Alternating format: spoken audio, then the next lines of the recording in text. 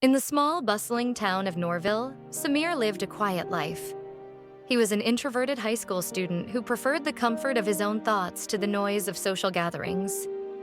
While his classmates laughed and joked in large groups, Samir often found solace sitting alone, sketching in his notebook or reading by the school's oak tree.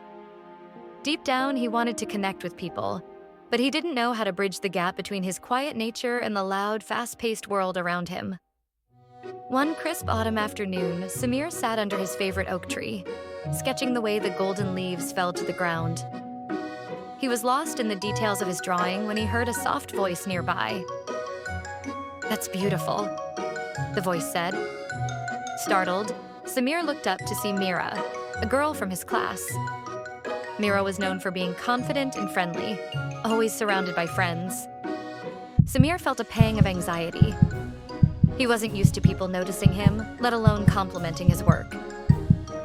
"Thanks," he mumbled, his voice barely above a whisper. He expected Mira to leave, but instead, she sat down beside him, her presence warm and inviting. "Do you draw often?" she asked, genuinely curious. Samir hesitated, feeling the familiar urge to retreat. But something about Mira's sincerity made him want to try. "Yeah," he said quietly. "It helps me think." Mira smiled, and in that moment, a small but significant connection formed. A connection that would change everything. Over the next few days, Mira continued to join Samir under the oak tree. At first, their conversations were short, punctuated by long, comfortable silences. Samir discovered that Mira had a way of making people feel heard, and he admired how she listened intently when he spoke, even if it was just a few words. One day, Mira confided in him. "You know," she said, "people think I'm always happy because I'm loud and outgoing. But sometimes I wish people would listen to me the way you do." Samir was surprised. Mira, the confident and popular girl, wanted to be heard just as much as he did. It made him realize that connection wasn't about being the loudest or most charismatic. It was about truly listening, something he had always been good at. Samir decided he wanted to give back some of the kindness Mira had shown him. He started with small gestures, ones that felt natural to him. One rainy morning, he noticed Mira struggling to carry her books across the wet courtyard.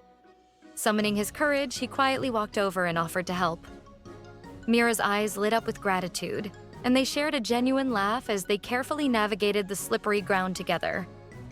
These small acts of kindness became a way for Samir to express himself. He didn't have to be loud or bold to make a difference.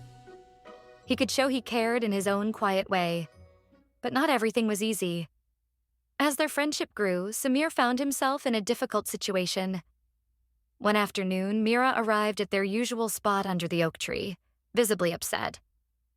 "I had a huge argument with my friends," she confided. "They think I'm selfish for wanting to spend more time doing things I love, like painting, instead of always being with them." Samir felt his chest tighten. He wasn't good with conflict. Even hearing about it made him uneasy.